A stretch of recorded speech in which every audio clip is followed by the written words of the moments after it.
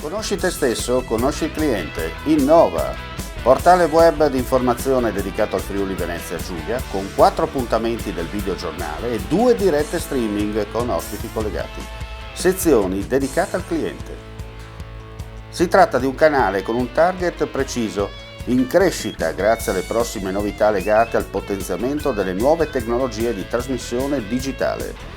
Il progetto friulitv.net è composto da professionisti del settore con propri studi a Udine e Pordenone per realizzare anche programmi personalizzati costruiti su misura.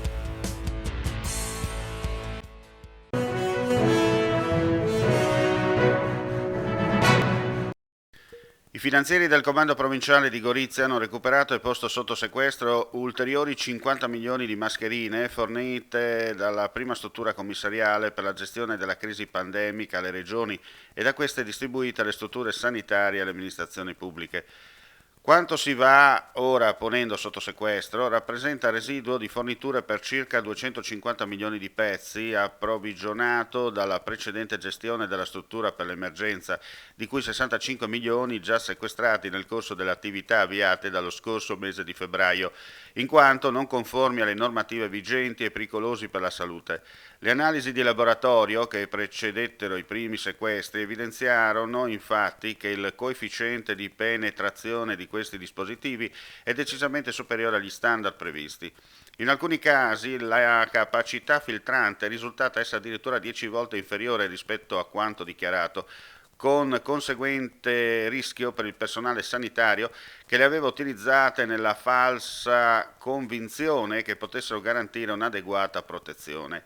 L'attività nel suo complesso ha permesso di sequestrare circa 115 milioni di DPI pericolosi che l'analisi della documentazione acquisita ha consentito di stimare nel valore di circa 300 milioni di euro, nonché di condurre alle responsabilità penali dei rappresentanti legali delle società fornitrici della struttura commissariale.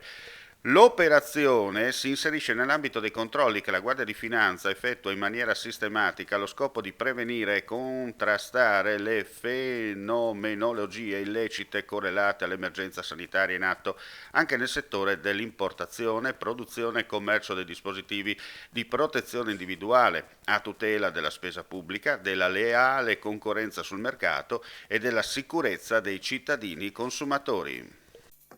Vuoi assaggiare una birra dove al suo interno scopri la specialità tipica friulana? Lumi Beer, il prodotto ricavato in 20 ettari di terreno coltivato orzodistico, biodiversità, performance ambientale. Lumi Beer nelle sue 5 versioni disponibili, 4 per consumo veloce e dissetante e la versione Magnum per intenditori. Lumi Beer si abbina a qualsiasi palato. Lumi Beer è un prodotto esclusivo Azienda Agricola Pancera, il buon seme, i buoni frutti.